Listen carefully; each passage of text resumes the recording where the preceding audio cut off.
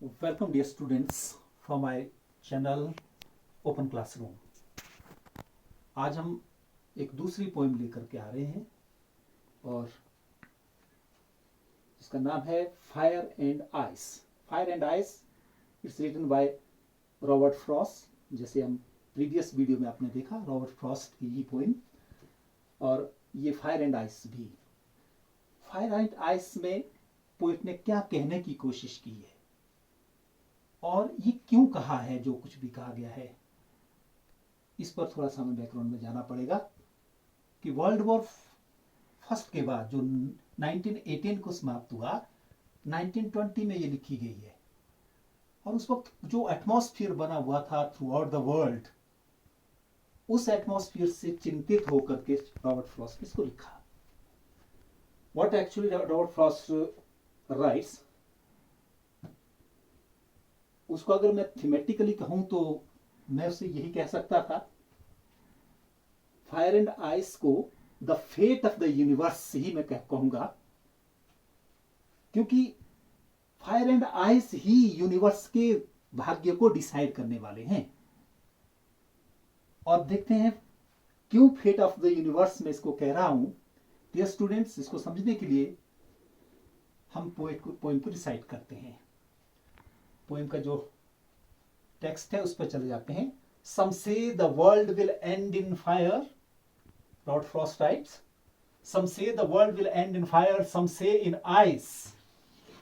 Some say world will end in fire, some say in ice. From what I have tasted of desire, I hold with those who hate, who favor fire. But if it had to perish twice, I think I know enough of hate to say that for destruction ice is also great and would suffice. बहुत clearly Robert Frost ने लिखा है। एक दो groups के बीच में एक debate है, दो thought of school of thought है, हम ये कह सकते हैं। क्या सोचता है अर्थ के बारे में, इसके भविष्य के बारे में क्या सोच रहा है। एक ग्रुप कह रहा है कि it will end, the world will end, it will perish, it will destroy in fire. But what is the fire here? ये वो आग नहीं है जिसे जो हम सामान्य तौर पर जिसको हम समझते हैं। It is symbolical. फायर को एक सिंबोलिज्म के रूप में इसमें लिया गया है। तो दो ग्रुप है, सम से and world will and in fire and सब से इन आइस। ये आइस वो बर्फ नहीं है। आइस किसके लिए कहा है, फायर किसके लिए कहा है? आइस तो एक इनसेंसिटिविटी है, दुनिया में जो चला है मुझे उसकी क्या परवाह,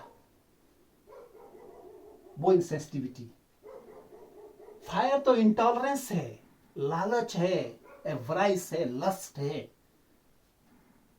पोएट ने उसको सिंबल के रूप में लिखा है। लेकिन उस वक्त के कॉन्टेक्स्ट में अगर हम देखें, पोएट ने फायर एंड आइस किसको लिखा, अगले पैराग्राफ में बहुत क्लियर किया है। From what I have tested of desire I hold with those who favour fire. Fire का वो पक्ष लेता है, एक पक्ष जो फायर के साथ है। पोएट भी कह रहा है आई होल्ड विद दोज, मैं उनका साथ दूंगा, हु फेवर फायर, जो फायर के साथ है। But if it had to perish twice, आगे फिर उनके मन में भी कॉन्फ्लिक्ट हो रहा है कि इनर कॉन्फ्लिक्ट उनके मन में भी है कि अगर ट्वाइस इसको पेरिश करना है अर्थ को, हेट इज ऑल्सो एनफ। तो यहां हेट आइस के लिए कहा था पोएट ने, जबकि डिजायर फायर के लिए कहा है। उस वक्त के कॉन्टेक्स्ट में, आज के कॉन्टेक्स्ट में हम खुद समझेंगे कि आज क्या है। तो कभी वो हेट के साथ हो जाते, कभी फायर के साथ होते। कि इनसेंसिटिविटी, ये रिजिडिटी, ये भी तो काफी है। अगर हम इनसेंसिटिव हो गए, इतने असंवेदनशील हो गए कि दुनिया क्या कर रही है हमें उसकी परवाह ना हो, इनडिफरेंस जिसको हम कहते हैं, इनडिफरेंस, उदासीनता, इसमें भी तो नष्ट हो सकती है। नहीं, फायर लस्ट में नष्ट होगी। ऐसा कॉन्फ्लिक्ट उनके मन में भी है। ये दो ग्रुप के बीच में एक बहुत बड़ा डिबेट है, एक बहुत बड़ी डिस्कशन है। तो पोएट कह रहा है कि दोनों ठीक है, कभी वो दोनों का पक्ष लेते। तो ऐसा कॉन्फ्लिक्ट रॉबर्ट फ्रॉस्ट के मन में था। इसको और आज के कॉन्टेक्स्ट में समझने के लिए हम आइए इन स्लाइड्स को थोड़ा देख लेते हैं। फायर एंड आइस, ये इसका ओरिजिनल जो इसका टेक्स्ट है, ये फायर एंड आइस डिजायर और हेट के लिए उस वक्त जो कहा गया था। लेकिन आज अगर हम ध्यान से देखें, हेटर्ड ये है। आज दुनिया के सामने कौन कौन सी चुनौतियां हैं? The challenges face by world, the one of the challenge is the terrorism. अगर दुनिया में टेररिज्म रहा तो वो तो आग है, it will destroy the earth. और क्या हो सकता है?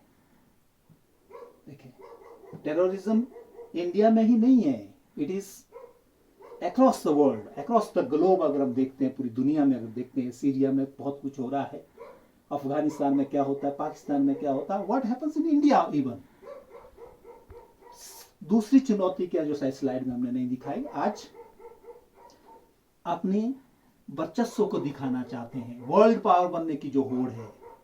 आप देख रहे हैं कि एक दो बड़े ग्रुप बनने वाले हैं, वो एक चाइना एंड अमेरिका के बीच में जो कॉन्फ्लिक्ट चला है, उनके बीच में जो इस तरह का वो होड़ चली हुई है, ये भी तो आग है।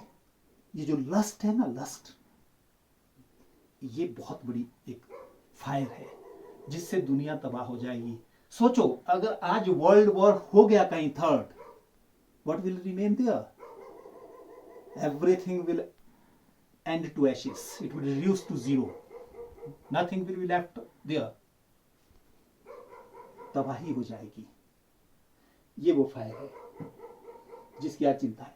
हम देखते हैं ये तो वेपन्स है जो हम यहाँ देख रहे हैं, एनवे की वजह से ये सब चीजें हैं, एनवे, एवराइस, बहुत सारी चीजें इसमें कही गई है। लेकिन आज एक और जो थ्रेट है दुनिया के लिए, वो है बायो वेपन, जैविक हथियार। किस तरह से हम जैविक हथियार का यूज कर सकते हैं। एक समय था जब अमेरिका को खत्म करने के लिए कुछ वायरस भेजे गए थे, वो भी कंबल में ओढ़ करके, और उसको तबाह कर दिया था। It is also fire. ऐसी फायर्स की स्लाइड्स बहुत सारी है। हम 26/11 की घटना को मुंबई की नहीं भूले। What happened there? वहां का जो ताज, वो शान मानी जाती है वहां की, मुंबई की, वहां पर उग्रवादियों ने क्या किया, वहां का टेररिज्म। और देखिए, इंटॉलरेंस, सहन न करना, असहनशीलता, असहिष्णुता हम इसको कहते हैं हिंदी में। बेटे, कॉन्फ्लिक्ट 9/11 को क्या हुआ था पेंटागन में, वर्ल्ड पावर के साथ, किस तरह से लादेन ने वो हमला किया था। व्हाट हैपेंड इन पेशावर, ये बच्चे सारे मारे गए थे। ये फ्यूरी, ये लस्ट, ये फायर है जिससे दुनिया तबाह होगी। एक पक्ष ये मानता है। ये एवराइस, एक पिता ने लिखा कि बच्चे को बड़ा करने के लिए 20 इयर्स लग जाते हैं, लेकिन उसको खत्म करने के लिए 20 सेकंड, 2 सेकंड एनफ है। पीड़ा को देखो। अगर ये सब कुछ चला तो दुनिया सच में ही तबाह हो जाएगी वर्ल्ड में फायर से। बट अबाउट आइस, आइस क्या है? आप देख रहे हैं यहाँ, this is ice, this is insensitivity. कुछ लोग रेस्टोरेंट में बैठ करके भोजन छोड़ देते हैं, लेकिन there are so many people in India जिनको भूखे पेट सोना पड़ता है। इन बच्चों को देखो, व्हाट विल हैपन।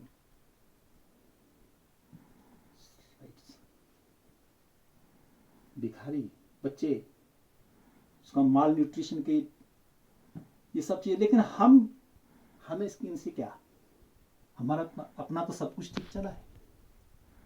ऐसी इंटॉलरेंस सोचिए जरा दुनिया में चली तो ये वो आइस है जो दूसरा पक्ष कह रहा है इसमें तबाह हो जाएगी।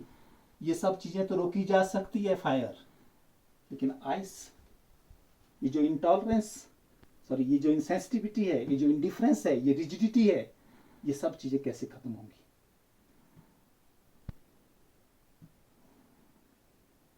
But dear students, don't worry, everything will be okay. Think positive. Hiroshima Nagasaki जैसी घटना ना हो, एक फ्रेटर्निटी, एक विश्व बंधुत्व जैसी भावना हमारे मन में हो, जैसा हमारी जो अपनी जो कल्चर है, हमारी अपनी जो संस्कृति है, जो देती है दुनिया के लिए, तो everything will be okay, nothing to worry. I see humans but no humanity. आज जो वातावरण बना है देश में, वातावरण कि मानव तो है लेकिन मानवता कहीं गायब है, ये ना हो. ऐसा करने के लिए हमें क्या करना है? Let love prevail, let love reign. Peace and love का साम्राज्य होना चाहिए दुनिया में. Everything will be okay. Slides, इसलिए आपको घबराने की जरूरत नहीं है. You have just think positive, always be positive, and everything you will see. This beautiful earth, this beautiful planet will survive. Nobody will dare destroy this earth. Thanks.